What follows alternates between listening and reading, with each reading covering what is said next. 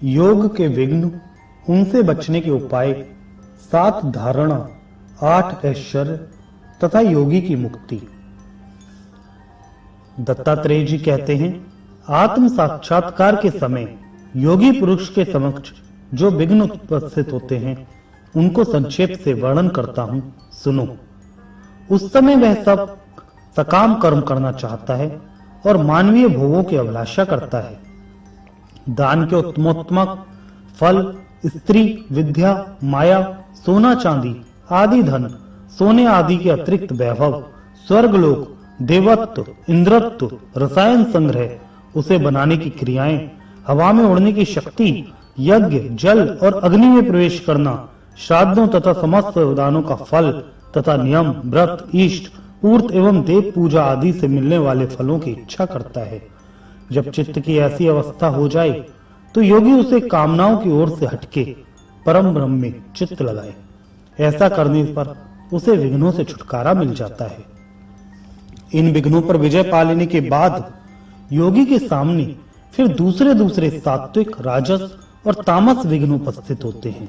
प्रातिभ, श्रावण, दैव, ब्रह्म और आवर्त, ये 5 उपसर्ग योगियों के योग में विघ्न डालने के लिए प्रकट होते हैं। इनका परिणाम बड़ा कटु होता है।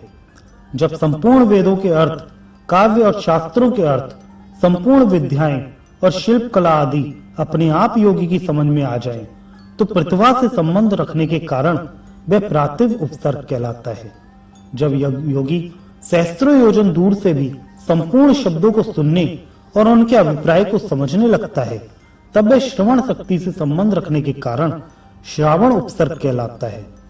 जब वह देवताओं की भांति 8 दिशाओं की वस्तुओं को प्रत्यक्ष देखने लगता है, तब उसे दैव उपसर्ग कहते हैं। जब योगी का मन दोष के कारण सब प्रकार के आचारों से भ्रष्ट हो निराधार भटकने लगता है, तब वह भ्रम कहलाता है।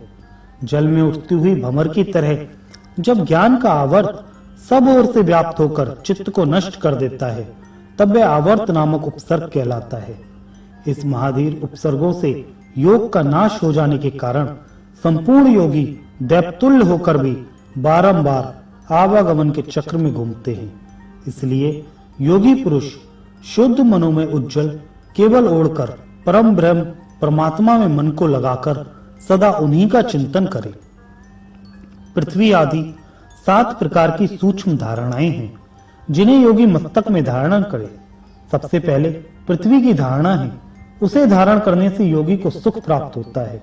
वह अपने को साक्षात पृथ्वी मानता है, अतः पार्थिव विषय गंध का त्याग कर देता है। इसी प्रकार वह जल की धारणा से सूक्ष्म का, तेज की धारणा से सूक्ष्म रूप का, वायु की धारणा से स्पर्श का तथा आकाश की धारणा से सूक्ष्म प्रवृत्ति तथा शब्द का त्याग करता है। जो अपने मन से धारणा के द्वारा संपूर्ण भूतों के मन में प्रवेश करता है, तब उसे मानसी धारणा को श्रावण करने के कारण उसका मन अत्यंत सूक्ष्म हो जाता है। इसी प्रकार योग वेत्ता पुरुष संपूर्ण जीवों की बुद्धि में प्रवेश करके परम उत्तम सूक्ष्म बुद्धि को प्राप्त करता और उसे फिर त्याग देता है।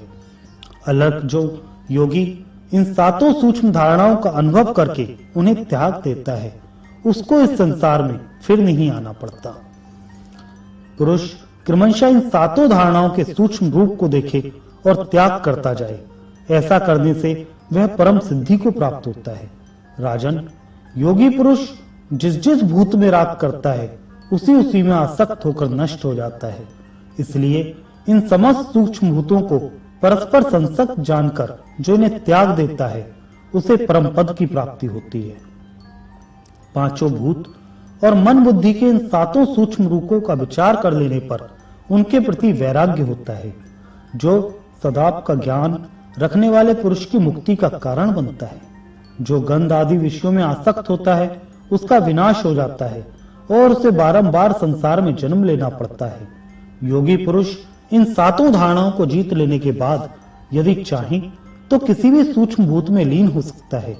देवता, असुर, गंधर्व, नाग और राक्षसों के शरीर में भी वह लीन हो जाता है, किंतु कहीं भी आसक्त नहीं होता। आड़मा, लघमा, महिमा, प्राप्ति, प्राकाम्य, इशित्व, वंशित्व और कामवासित्व, इन 8 ईश्वरीय गुणों को जो निर्वाण की सूचना देने वाले हैं, योगी प्राप्त करता है।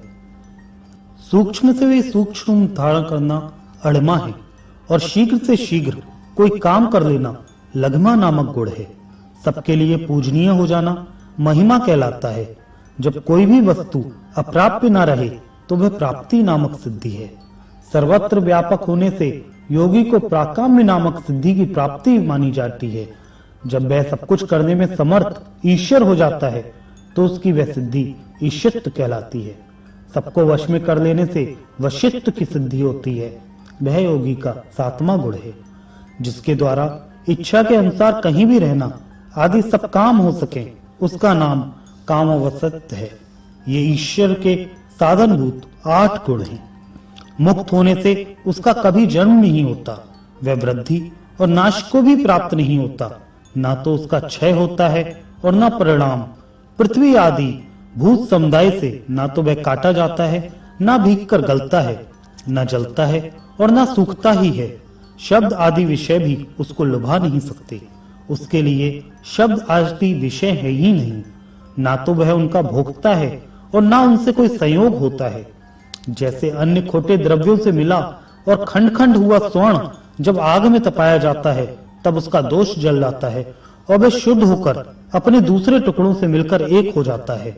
उसी प्रकार यत्नशील योगी जब योगाग्नि से तपता है तब अंतःकरण के समस्त दीप जल जाने के कारण ब्रह्म के साथ एकता को प्राप्त हो जाता है।